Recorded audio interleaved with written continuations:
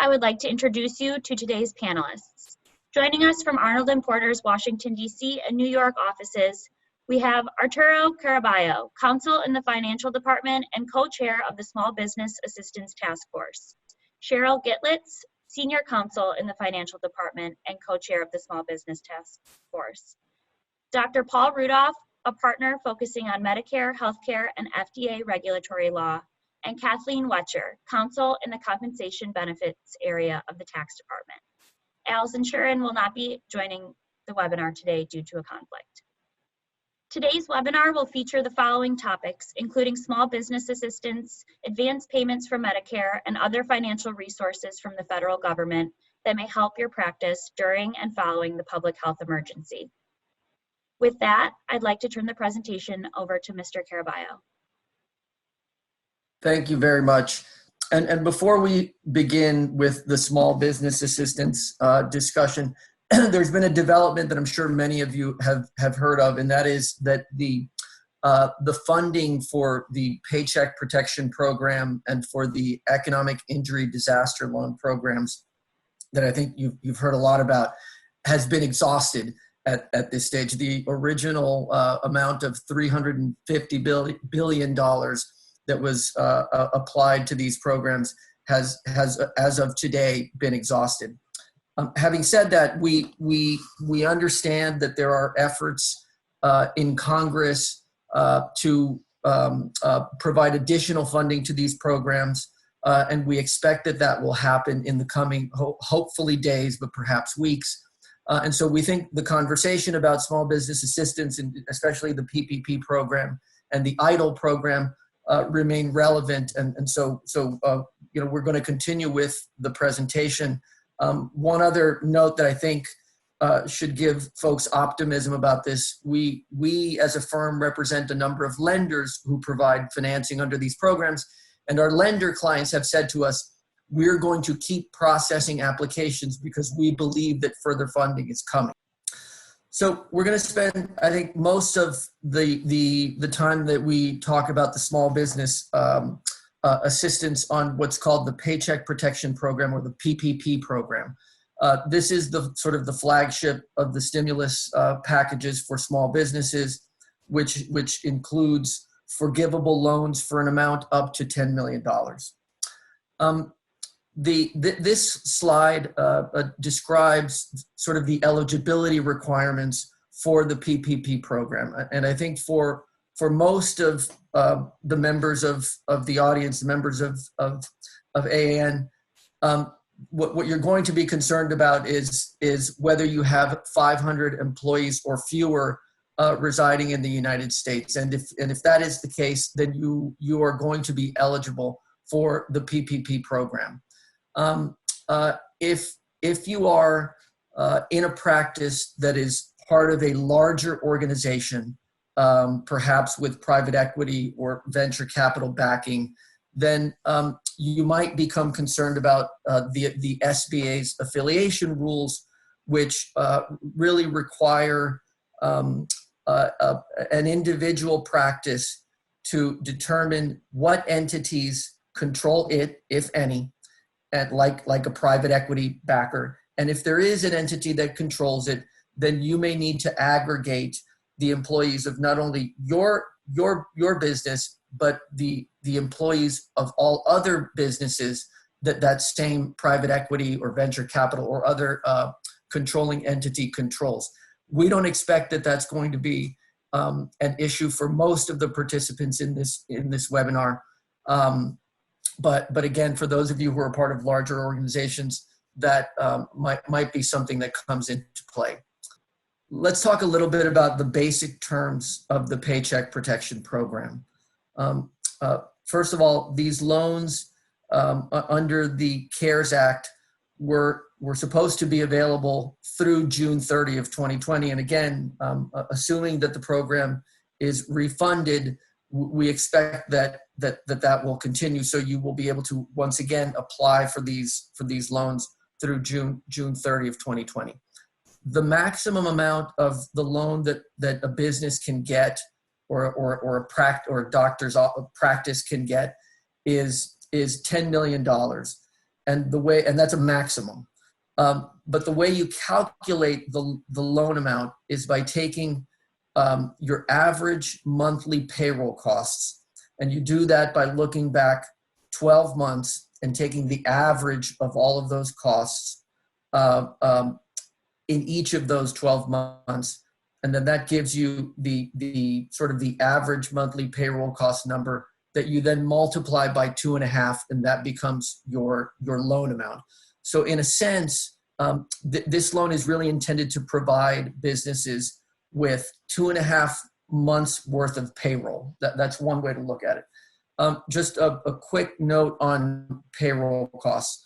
Payroll costs is a defined term in the statute. It includes cash compensation that you pay to your employees. It also includes a number of non-cash items like insurance premiums you may pay on their behalf, retirement plan contributions you may make on their behalf, things like accumulated vacation time and sick leave. So there are a number of non-cash items that go into this definition of payroll costs. The definition of payroll cost excludes the cash compensation of any individual employee that exceeds $100,000. So if you have an employee that makes $150,000, you include that employee's salary in the payroll cost calculation, but you eliminate the $50,000 in excess of the $100,000. So you don't eliminate the employee altogether. You just cap their cash salary to $100,000. One other thing is that and I think this will be relevant for doctors' offices if you operate as a sole proprietorship, for example, is that the earnings, the self-employment earnings that the owner, the sole proprietor generates from the business also are included in this calculation of payroll costs, again, subject to the $100,000 maximum. Let's move on to the interest rate. This is a very low cost form of financing. The interest rate has been set at 1% per annum. The loan maturity has been set at 2 years, and we'll talk a little bit about loan forgiveness later in the presentation, but the maturity really relates to the portion of the loan that remains after the forgiveness features of the loan have been applied. In terms of use of the proceeds of the loan, the CARES Act and the subsequent guidance that has come out from the SBA have made it clear that these loans are not to be used for anything you want. For example, they're not to be used to pay down the principal of other debts that you may have.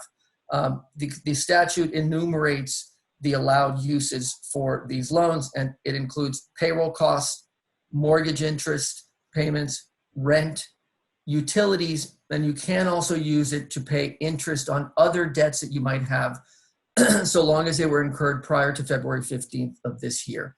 And then there's another wrinkle in this use of proceeds or the use of proceeds provisions of the Act and the subsequent guidance, and that is that 75% of the loan amount should be used toward paying payroll costs. So that's yet another limitation on how you might use these funds. And then the last thing I think that's important to note is that payments on these loans, so payments of principal, interest, and fees, will be deferred for 6 months. And so there's no payments of principal, interest, or fees for 6 months on these loans. A lot of our clients have asked us, what do we need to demonstrate? What do we need to certify in order to, or what showing do we need to make that we qualify for one of these loans? And what's clear is that you don't need to show that your business has been severely impacted by COVID-19, although many of your businesses have. You don't need to show that your revenues have suffered a precipitous decline. You don't have to show that you're near insolvency. You don't have to show that you're running out of cash.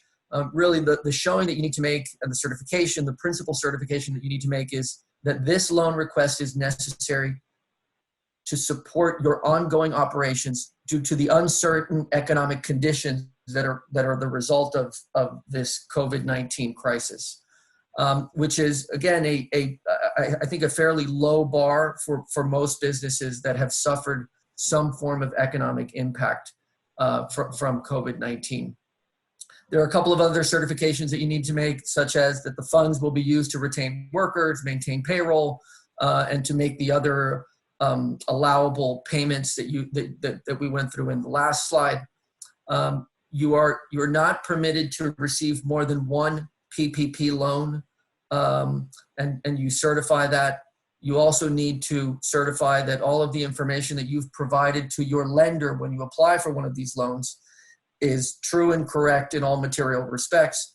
And in that regard, I would just say that the CARES Act and the guidance that has come out from the SBA in furtherance of the act make it pretty clear that the lenders are going to be relying very heavily on the information that you provide them about your eligibility, about your monthly payroll costs, about what you think your loan forgiveness amount should be.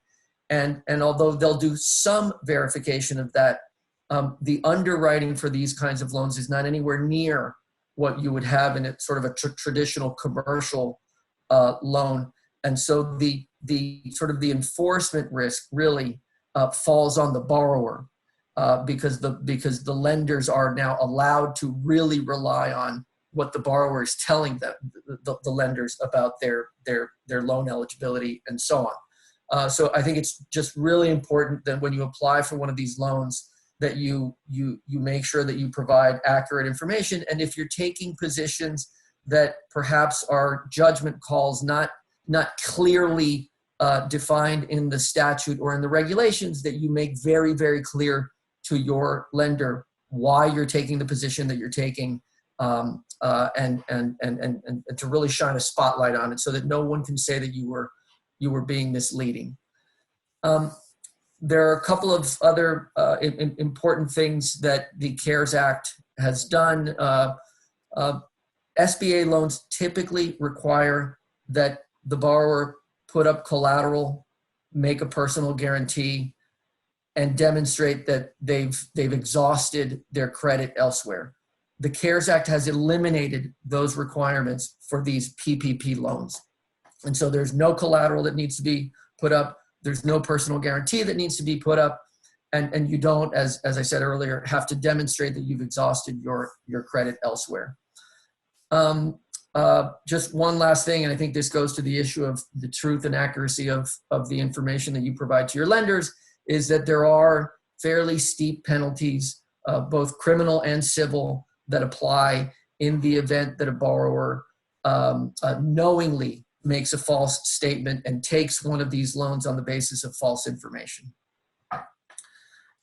So let's talk for a second, before I turn this over to my colleague Cheryl Gitlitz, about the loan forgiveness component of the PPP loans. The way the loan forgiveness works is that as soon as you receive your loan, the loan is dispersed to you. During the 8-week period immediately following that disbursement, you start to add up your payroll costs, and that is defined in the same way that we defined it earlier, your mortgage interest payments, your rent, and your utilities. And the sum of those payments during that 8-week period becomes your loan forgiveness amount. And so to the extent that those payments all add up to the amount that you originally borrowed, then you would get 100% forgiveness on your loan.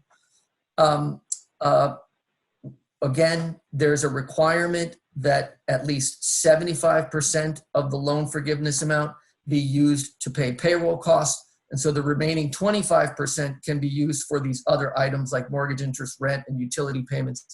and so on.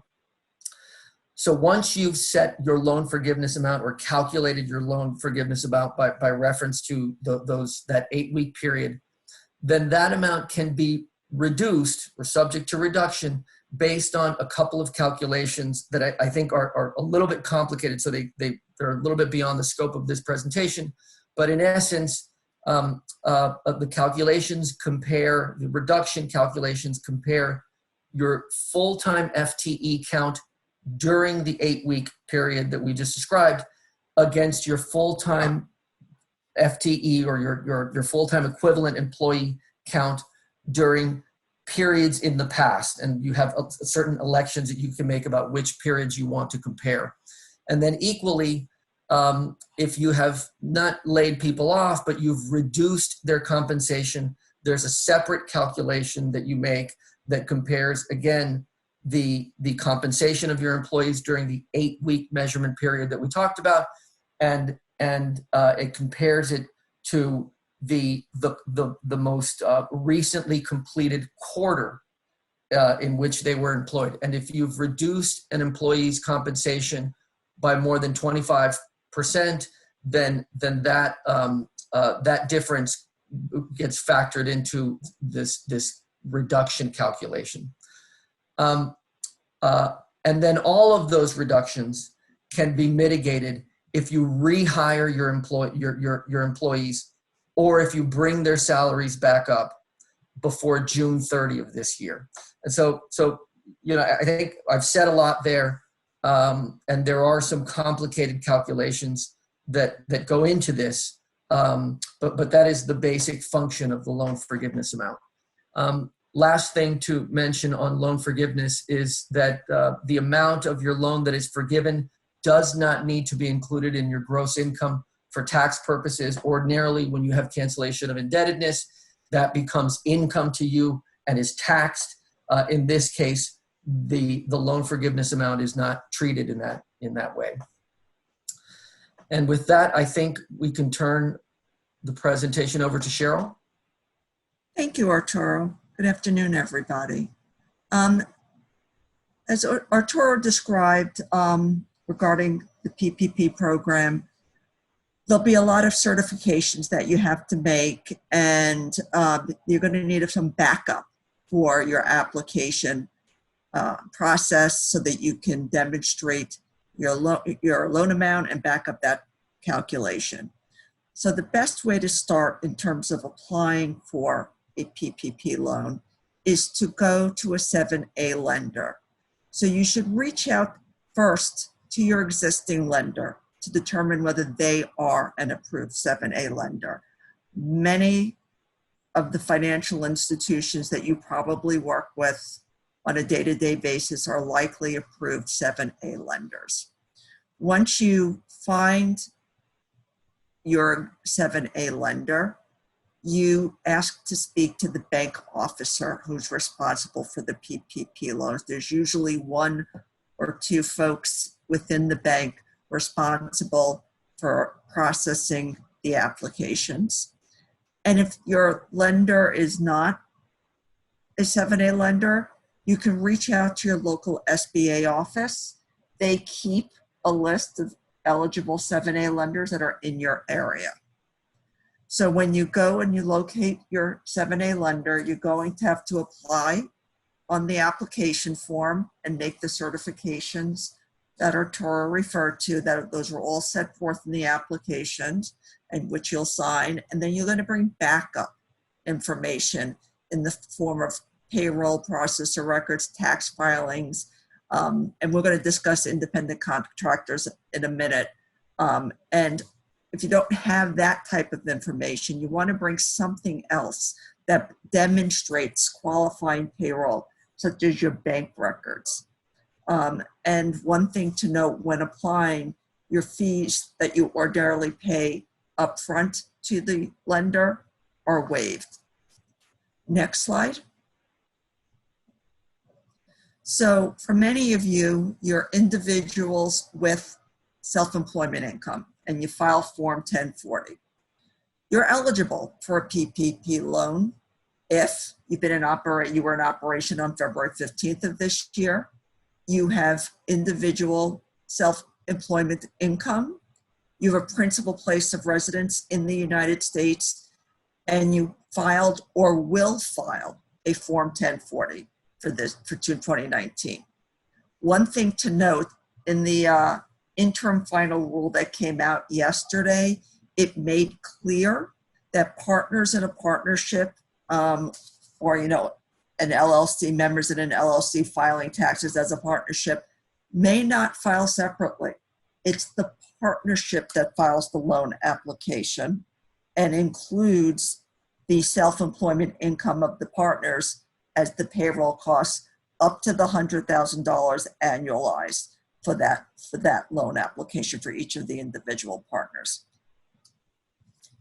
The documentation you need when you have no employees, the 2019 Form 1040, again, regardless of whether you filed the 2019 tax returns, the 2019 IRS Form 1099, if you have non-employee compensation, your invoices, bank statements, or records establishing that you're self-employed, and other evidence showing that you were in operation on or around February 15, 2020.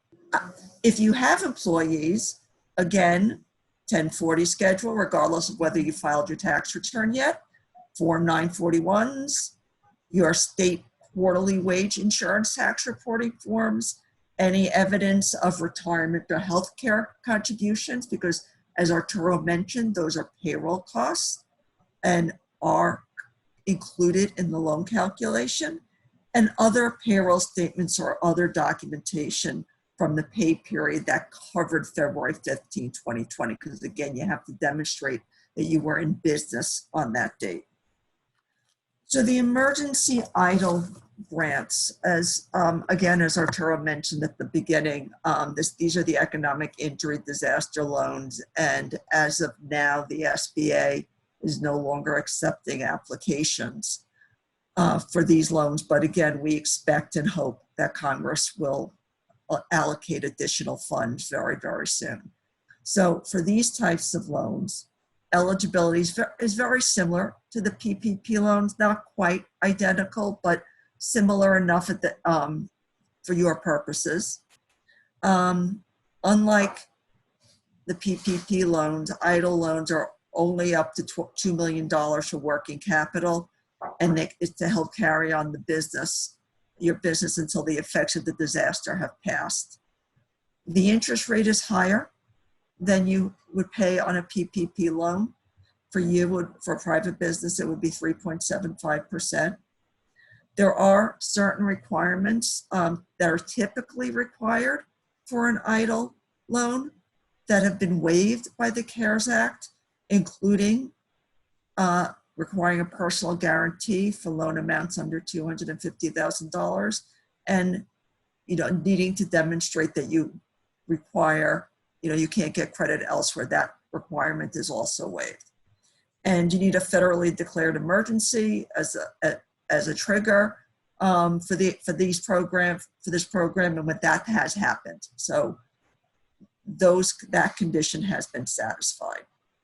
You are able to refinance an EIDL. If you got the EIDL first, you can refinance it into a PPP loan, which would reduce the interest rate on it. So that's a nice feature you can do, but the EIDL will have had to been used for something other than payroll costs. The CARES Act had provided $10 billion for grants. So an advance of up to $10,000 for an EIDL applicant that was in operation here. Here the test was January 31, 2020, as opposed to February 15, 2020.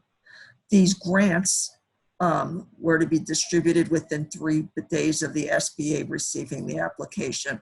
And I should stop here and point out that for EIDL loans and grants, you apply directly with the SBA online at the SBA website, whereas 7A, the PPP loans under 7A are applied directly through a lender and not the SBA. So these grants or to be distributed within 3 days of the SBA receiving the application. And then if you had received the advance, it would be subtracted from the calculation of loan forgiveness if you rolled it into a PPP loan. But if you don't ultimately get the EIDL loan you applied for, you do not need to repay the EIDL grant of $10,000. Hi, this is Kathleen Yeah, Wechter. to Kathleen Wechter. So I'm going to talk about some of the other relevant provisions under the CARES Act that are in addition to the PPP and the EIDL provisions. And to start with, I want to note that there are two separate forms of relief relating to the employment of employees. In each case, they would be less attractive than taking a PPP loan, which in effect turns into a grant. So it's important to note that if you have a PPP loan or the program reopens and you are able to get one, in either case, those are far likely to be much more attractive from an employer point of view. But we do want to talk about these two additional programs. The first is the Employee Retention Credit for employers. And for an eligible employer, this establishes a credit against the employer's employment taxes equal to a specified amount. To be an eligible employer, you must have done business in 2020 and either have experienced a business suspension due to COVID-19 orders limiting travel, commerce, or gatherings, which of course will be many of you, or experience a reduction in gross receipts during any quarter by more than 50% as compared to the same quarter last year in 2019. If you're an eligible employer, then you're eligible to receive this credit against your employment taxes. The amount of the credit is capped at $5,000 per employee. And it's important to note that because as you walk through, there's a number of interim steps, including determining what the qualified wages would be. For an employer with 100 or fewer employees, they would receive a credit on wages paid to all employees, whether or not they worked, so employed or furloughed. For employers with more than 100 employees, they receive a credit only for wages paid to employees who were furloughed or terminated. As Arturo mentioned, under complicated tax code rules, if your practice is part of a larger practice, and in aggregation, those are more than 100 employees, you'll be under the less generous rule.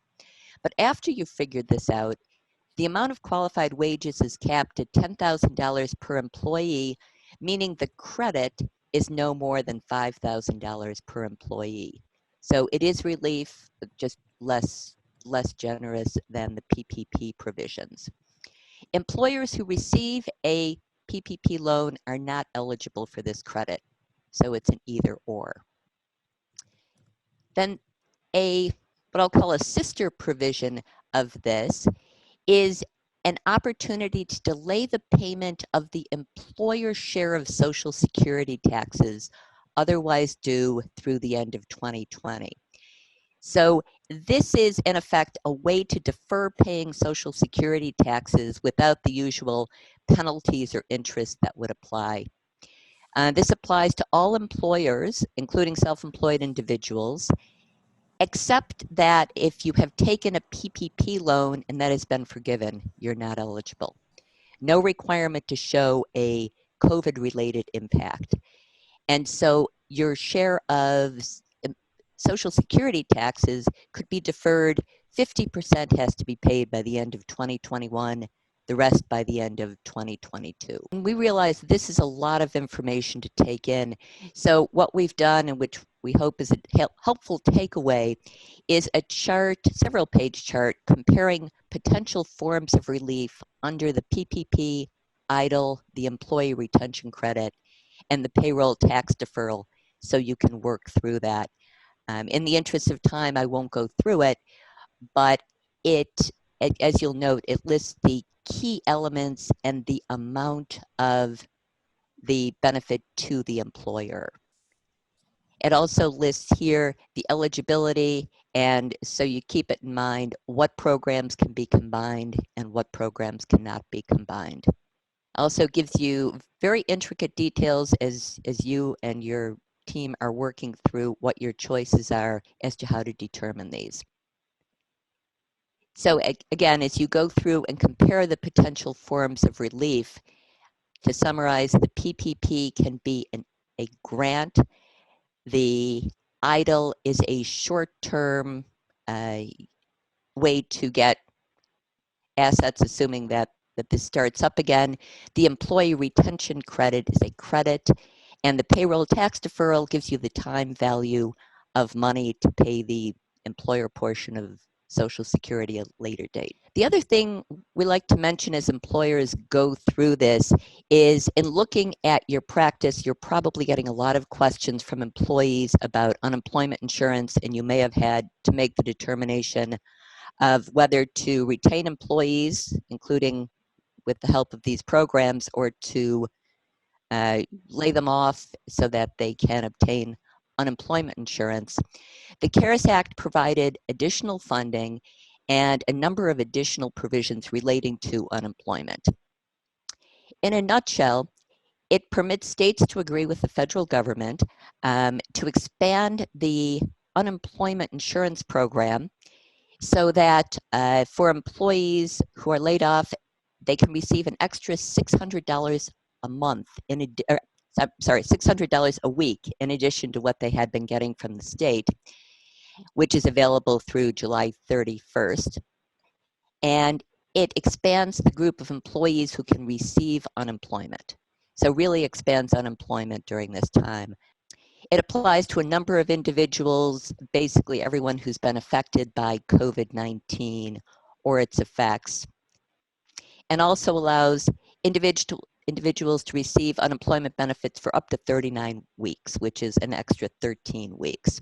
So it's a larger amount, a longer period of time, and provides for a broadening of the group of people who could receive unemployment. And so when you're walking through the determinations that people are making these days, that's an important piece of information to keep in mind. And then finally, just to touch on the law that Congress enacted right before it enacted the CARES Act, called the Family First Act. This provides enhanced ability for an employee to take Family and Medical Leave Act and sick leave with some payment for those amounts. And it has been applied to employers with fewer than 500 employees, but with a very significant exception that we want to stress here. There is a provision that employers of healthcare providers and emergency responders can exclude those employees from this required leave. The Department of Labor has taken a very broad view of what a healthcare provider and emergency responder is. So, for example, anyone employed at a doctor's office, hospital, healthcare center, clinic would not have to be covered by these provisions, so that, and this is, I'm sure, very relevant to all your practices, this is unlikely to apply to your practice as required. However, your practice may decide to provide the family and medical leave or the sick leave, but would not be required to. And here we have the criteria. Again, a takeaway for those who want to review it. And this describes the employees who would be eligible if it did apply or if you chose to apply it. And the effect of the sick paid leave and the Family Medical Leave Act is they provide an amount of money, in most cases not the full wage, and for the employer, they provide a refundable tax credit. So a tax credit which can be used by the employer, and that is a refundable amount if not totally usable. So with that, I'm going to turn it over to Paul for the remainder of our program. So what I'm going to talk about is the relief fund from the CARES Act and then the advance payments. I'm sure that most of the folks on the phone are familiar with both of them. The relief fund is money that many of you may already have gotten. There was $100 billion appropriated in the CARES Act to prevent, prepare for, and respond to coronavirus for necessary expenses to reimburse eligible healthcare providers for healthcare-related expenses or lost revenues that are attributable to coronavirus. The first $30 billion was dispersed to Medicare Part A and B suppliers. The next $70 billion is going to be released soon, and CMS right now is trying to figure out how it's going to disperse the $70 billion and who's going to get it. It looks like there are going to be priorities for rural providers, Medicaid providers, and certain hospitals. So it's unclear if people will get a second tranche of money or not. But many of you probably already have gotten some of the money. And the most important thing about this is that you have to attest within 30 days of receiving the money that you have complied with the terms and conditions. It turns out that today, literally today, Medicare has opened up a portal for physicians to do those attestations. So, and I understand from the Academy that link and information related to how to do the attestation is going to be available on the Academy's website. And we will try to update these slides as well, because this is literally changing minute by minute, day by day. There are a number of questions that have been asked, and literally CMS is trying to develop FAQs as quickly as they can, but there are a number of questions regarding this money that just aren't answerable right now. One question that I've gotten has to do with the coinsurance, that there's an attestation that you're not going to charge any patient more coinsurance than they would have had if they were in network. So if you're out of network, you can still only charge in-network coinsurance. And does that apply to all providers or just Medicare Advantage and Medicare? My current understanding is that it's applicable to all insurance plans, not just government insurance plans, but that is a question that could be answered in different ways in the near future. Of importance is that outside of the first few terms and conditions, when it gets to the statutory requirements, those are all standard terms for recipients of government contracts. The first few are different and are new for this money. One has to have billed Medicare in 2019 and currently provides or did provide care after January 31st of this year. And the importance there is that there are a lot of ASCs and other entities that have been shut down because there's no more elective procedures or anything being done. So do those shut down facilities get payments? And the answer is yes, they do. So you'll have to attest that you billed Medicare in 2019 and that you provided certain care to possible COVID patients. The other good thing is that Medicare is classifying literally every patient as a possible COVID patient. So if you took care of anybody, that means you qualify as having taken care of a possible COVID patient, and you do not have to have treated them for a COVID-related condition, just that they were possible COVID patients. The funds have to be used for COVID-related financial losses. They cannot be used to reimburse for any expenses or losses that have been reimbursed from other sources. And if you receive more than $150,000 from any source, this fund or other funds, you're going to have to file quarterly reports with the Secretary of HHS.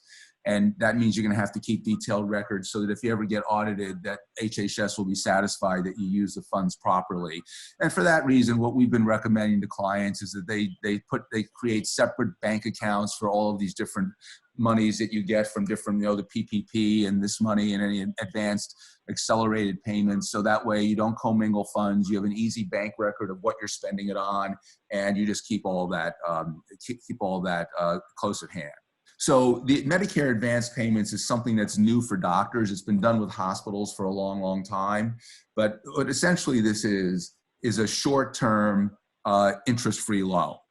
And it's a loan against future Medicare reimbursement. So what you're doing is you're getting money today, you're keeping it for 120 days, and if you don't pay it off after 210 days, then they'll start charging you for insurance, charging you interest, I'm sorry. So the way this program works is that the physicians have to go to the MAC and every MAC has its own little website that you have to go through. You then apply to the MAC for funds. Each MAC has its own form. The amount available will be up to 100% of your historical Medicare claims volume for the past 3 months. I understand that what they're doing is they're using the 3 months of claims from the fourth quarter of 2019 in most cases, because the first quarter of 2020 could be very skewed because COVID started in February. But you'll have to confirm that with the MAC as to which 3 months they're going to use. But you can borrow up to 100% of your historical claims volume amounts for those 3 months.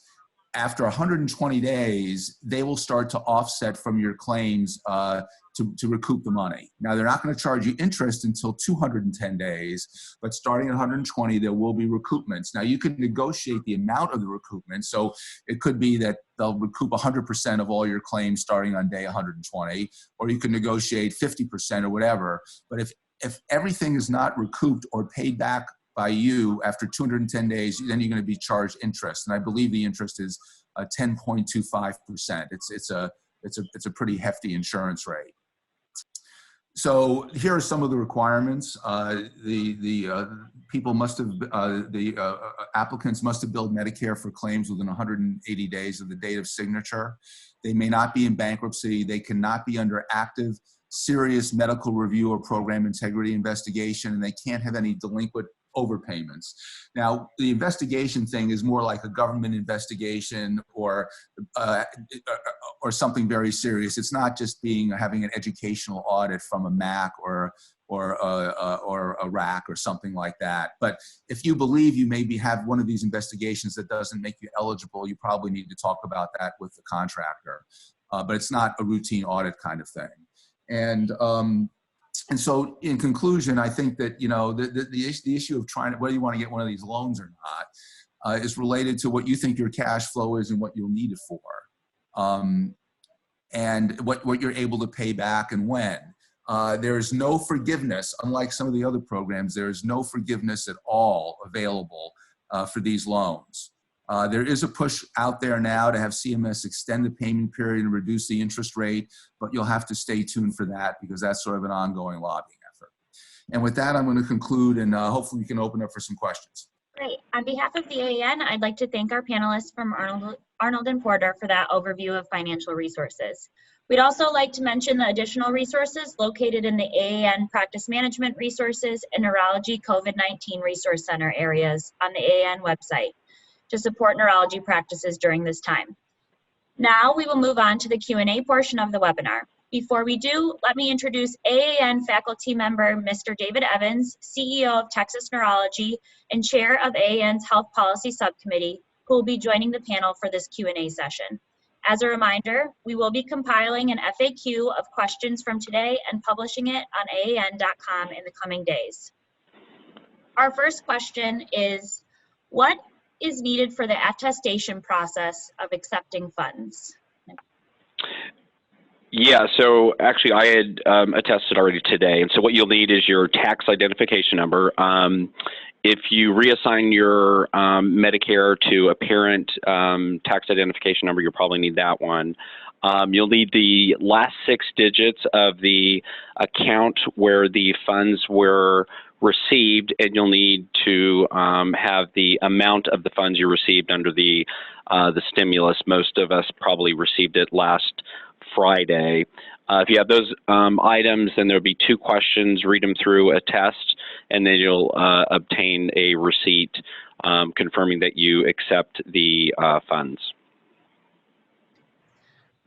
Next question. My PPP loan has been applied for but not approved. Can we apply for delayed payment of employer payroll taxes?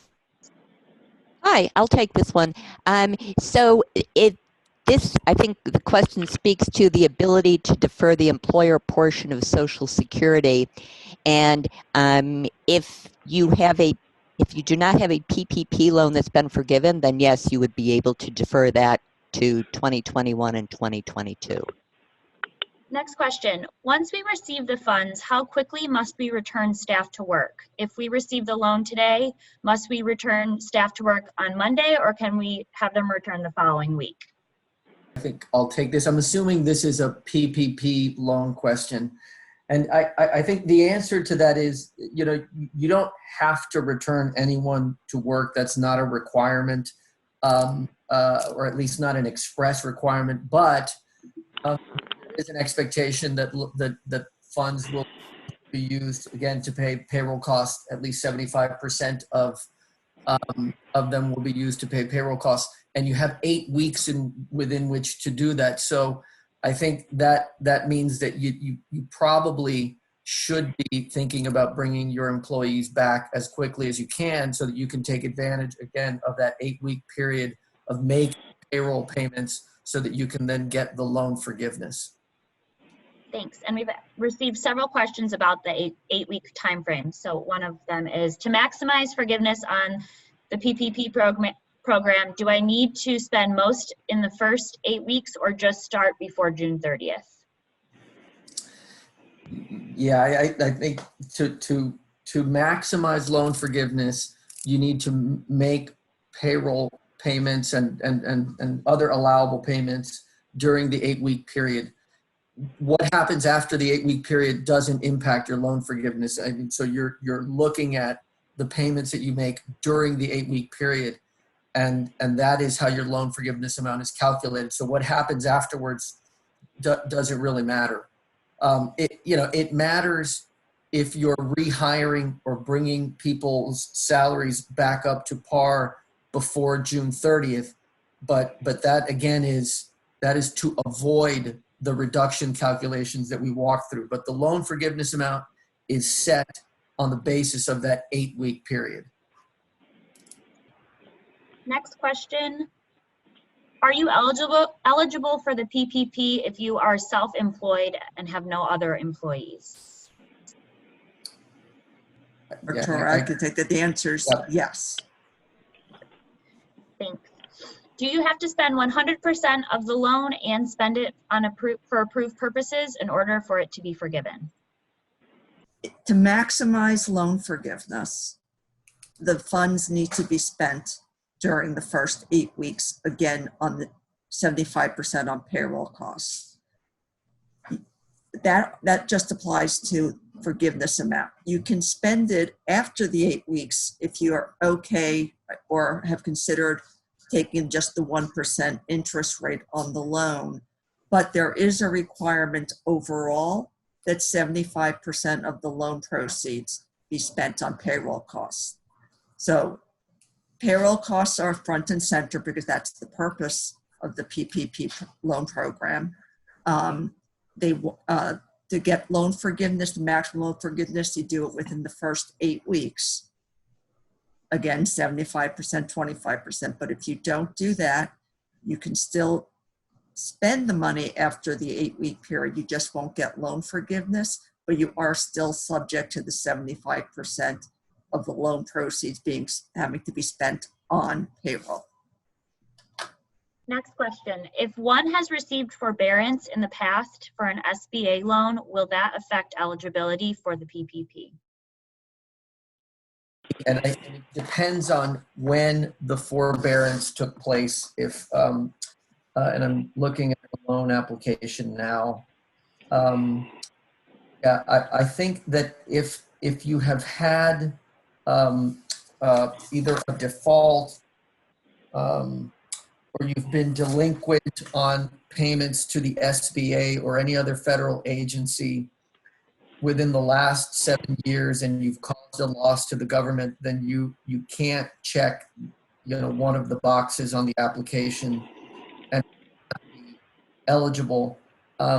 If you obtained a forbearance from the government, that might be a slightly more complicated analysis that we could take a look at, but that's the general rule. Is there a chance that Payment Protection Program money will become exhausted before loan requests are filled? Yeah, I mean, it's happened. The fund has been exhausted as of this morning, but Congress, they're working to reload the fund hopefully soon. But at the moment, the funds have been exhausted. Is there Medicaid assistance that practices can get if they see more Medicaid patients than Medicare in their practice? The next tranche of money, the $70 billion that's going to be spent for provider relief, it is likely that will be a portion based on providers who do, as I said before, a lot of rural care, uninsured care, and Medicaid care. But no one knows exactly how that's going to be done. There'll be announcements in the next few days about that. I am a physician in a multiple specialty group and have outside income accounting for about 10% of my whole income. What financial help options are available for me?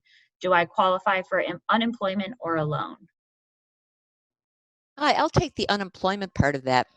And for unemployment, the important thing to remember is you would be looking first at the unemployment rules in your state. The federal provisions, although they expanded what the states do, they build on what each state has.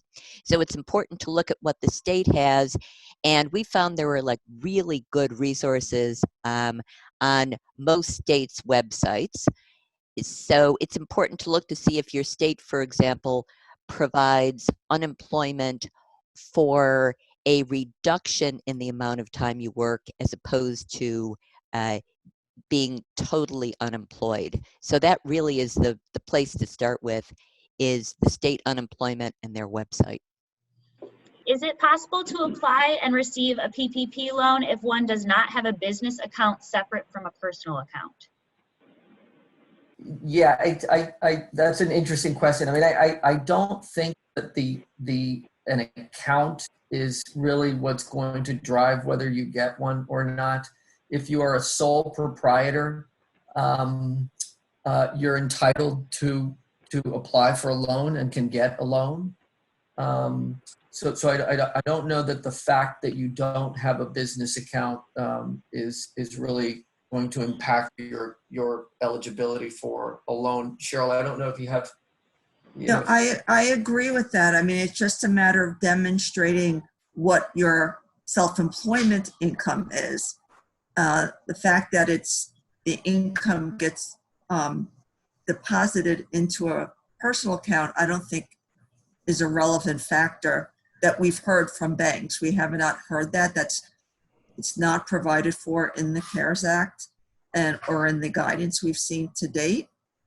Just it's what the guidance suggests and the rules suggest that you need to demonstrate the income and have records demonstrating it. Another question about attestation. We received an electronic credit from HHS on April 10th. Do we need to do any attestation at this time? And if so, what type? Yeah, that is the one that we'll provide the link in the FAQ, and then we'll also add that to the resource page on the AAN. But that site is open and available, and we'll post that link shortly. Next question is about, if I have not yet filed for my 2019 taxes, is using your 2018 taxes okay? Yes, there is a form that your lender may require, which allows them to obtain historical tax filings. I'm not going to quote it incorrectly on this, but you can talk to your lender, and that is a possibility. Next question, what support is the government giving to hospital and clinical departments or large group practices? So I'll go ahead and take that one. I think there are two programs that are available. Under the CARES Act, there's an allotted $300 billion for larger employers that don't exceed $2.6 billion in revenues. So those two programs are the Main Street Business Lending Program, and that's for any new loans established under that. You would want to talk to your lenders to see if you meet the eligibility requirements. If you had an existing loan with your lender that predated April 8th, you could qualify for what's called the Main Street Expanded Loan Facility. So both of those are within the CARES Act and for larger employers. And there's two criteria that you have to meet, but reach out to your 7A lender on those options. Next question is about 401k matching. What about retirement contributions and 401k matches for the PPP forgiveness? If we fund annually to the employee's pension plan, can we use 8 weeks of the 52 in our calculations? Question is, it's similar to like our group. So we fund our retirement at the end of the year. We don't fund it per pay period, or we don't do the employer match every Right. month. So I think the question is, can you account for that in your calculations when you're doing the forgiveness? Or because you're not funding it, is that in somehow hinder your ability to capture the maximum amount? Yeah, I mean, it's not an accrual. You know, the 8-week calculation is not an accrual basis thing. It's a sort of a cash outlay thing. And so to the extent that you're not making the payments during that 8-week period, I think you can't include them for purposes of calculating loan forgiveness. And I think even if you do make them in that 8-week period, you know, I think, you know, that's something that is not specifically addressed in the act or in the regs. And so I think, you know, one would need to be careful about, you know, really inflating the forgiveness piece with these kinds of, you know, extraordinary items. So that would be something that would need to be looked at. But clearly, if it's not a contribution that's being made during the 8-week period, then it doesn't get included.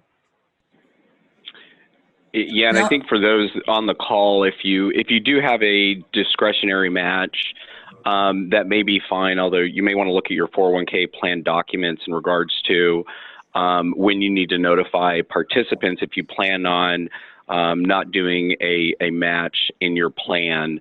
So if you're looking at modifying that for 2020, you may want to check with your plan administrator on that. And there's some additional flexibilities on 401k plans that you may want to research that we're not going to cover into this webinar. And I just want to add one thing, as I think someone mentioned earlier, the landscape changes every day, and we are expecting additional guidance on loan forgiveness that has not yet come out. So, you know, it's possible that there'll be some more guidance addressing these types of questions that just haven't come out yet. Unfortunately, that's all the time we have for today, so that will conclude today's webinar. And don't forget, you can always send your practice management questions to practice@aan.com. Thank you all and have a nice day.